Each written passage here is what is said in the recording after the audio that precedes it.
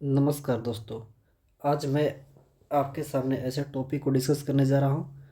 आप कोई भी एग्ज़ाम दो, पीसीएस दो, वनडे दो या यूपीएससी दो, ये टॉपिक आपको हर जगह परेशान करेगा और यहाँ से क्वेश्चन देखने को मिलता है। तो हम इस लेक्चर के माध्यम से इस टॉपिक को अच्छे से समझेंगे। ठीक है, तो इस वीडियो को आप लोग ध्यान से देखिएगा। चलिए पहला देखते हैं, संयुक्त राष्ट्र संघ, इसका मुख्यालय कहाँ है? अमेरिका में। इसकी स्थापना 1945 में हुआ था। ये रिपोर्ट क्या क्या जारी करता है? मानव विकास रिपोर्ट, एसडीजी रिपोर्ट। ठीक है, चलिए आगे देखते हैं।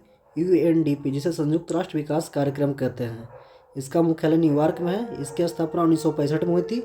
ये ह्यूमन डेवलपमेंट इंडेक्स एचडीआई जारी करता है। ठीक है, अब आगे देखते हैं। यूनेस्को, यूनेस्को का मुख्यालय पेरिस, फ्रांस में। इसकी स्थापना 1945 में हुई थी। यह शिक्षा, सांस्कृतिक और धरोहर से रिपोर्ट जारी करता है, यूनेस्को। ठीक है, आगे हम देखेंगे। WHO, विश्व स्वास्थ्य संगठन, इसका मुख्यालय जिनेवा, स्विट्जरलैंड में है। इसकी स्थापना 1948 में हुई थी। यह विश्व स्वास्थ्य से संबंधित रिपोर्ट जारी करता है। ठीक है, चलिए आगे देखते हैं। विश्व बैंक, जिसे वर्ल्ड बैंक भी कहते हैं, इसका मुख्यालय वाशिंगटन डीसी में। इसकी स्थापना 1944 में हुआ था। यह ईज ऑफ डूइंग बिजनेस, जो इसे बंद कर दिया है, जारी करता है। ठीक है, आगे देखते हैं। IMF, अंतर्राष्ट्रीय मुद्रा कोष, इसका भी मुख्यालय वाशिंगटन डीसी में है। इसकी स्थापना 1944 में हुई थी और वर्ल्ड इकोनॉमिक्स आउटलुक यह रिपोर्ट जारी करता है। तो वर्ल्ड बैंक और विश्व बैंक को क्या कहता है? संयुक्त राष्ट्र की दोनों जुड़वा कहा जाता है। ठीक है, अब देखते हैं WTO। WTO का मुख्यालय कहाँ? जिनेवा। इसकी स्थापना 1995 में हुआ था। यह वर्ल्ड ट्रेड रिपोर्ट जारी करता है। ठीक है, आगे देखते हैं। विश्व आर्थिक मंच, WEF, इसका मुख्यालय जिनेवा में है। इसकी स्थापना 1971 में हुआ था। यह ग्लोबल कम्पिटिटिवनेस इंडेक्स जारी करता है, ग्लोबल जेंडर गैप इंडेक्स जारी करता है, एनर्जी ट्रांसटेशन इंडेक्स जारी करता है। चलिए आगे देखते हैं। विश्व बौद्धिक संपदा रिपोर्ट, वीपो, इसका मुख्यालय भी जिनेवा में है। इसका स्थापना 1967 में हुआ था। ग्लोबल इनोवेशन इंडेक्स जारी करता है। अगला है अंतर्राष्ट्रीय दूरसंचार संघ, इसकी स्थापना 1885 में हुआ था। इसका भी मुख्यालय जिनेवा में है। ये ग्लोबल साइबर सिक्योरिटी इंडेक्स जारी करता है।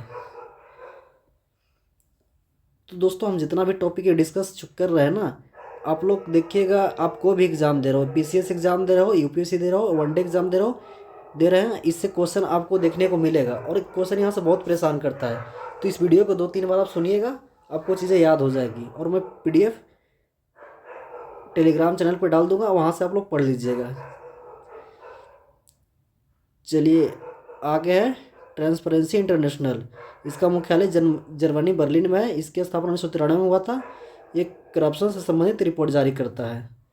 ठीक है, अब अगला institute for the economics and peace, इसका मुख्यालय सिडनी, ऑस्ट्रेलिया में है।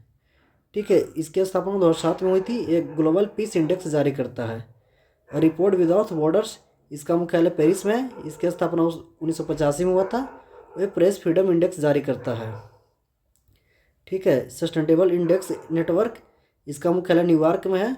इसके स्थापना 1912 में। एसडीजी इंडेक्स जारी करता है।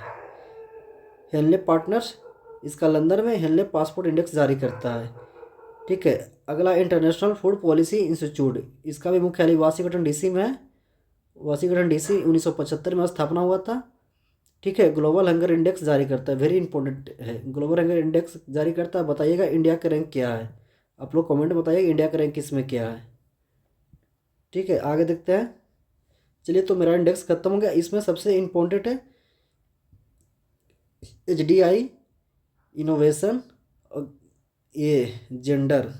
मैं आपको एक बार बता दे रहा हूँ, इसमें इम्पोर्टेंट कौन कर, उस पर मैं टिक लगा रहा हूँ। उसको आप 2-3 बार ध्यान से देखिएगा। ये ग्लोबल हंगर इंडेक्स याद रखिएगा। हेलने पासपोर्ट तो ये तो है ही। चलिए, ये ग्लोबल पीस बार और दूरसंचार हो गया। ये विश्व बौद्धिक संपदा, ग्लोबल इनोवेशन इंडेक्स, ये याद रखिएगा। विश्व आर्थिक मंच का जो भी रिपोर्ट है, ये वेरी इंपॉर्टेंट है। इसका मुख्यालय स्थापना कोरकोड इंडेक्स जारी करता है। ये WTO का हो गया, ये वाशिंगटन DC, IMF का, वेरी इंपॉर्टेंट। अब PYQ उठा के देखिए, IMF यहाँ से जितना भी रिपोर्ट यहाँ से पूछा जाता है, UPSC इस बार पूछा था क्वेश्चन, PCS लेवल का भी बढ़ता जा रहा है, वनडे एग्जाम भी इसी पैटर्न पे चल चुका है। और आपका बेसिक चीज़ें सही होगा तो करंट भी चीज़ें याद होगी।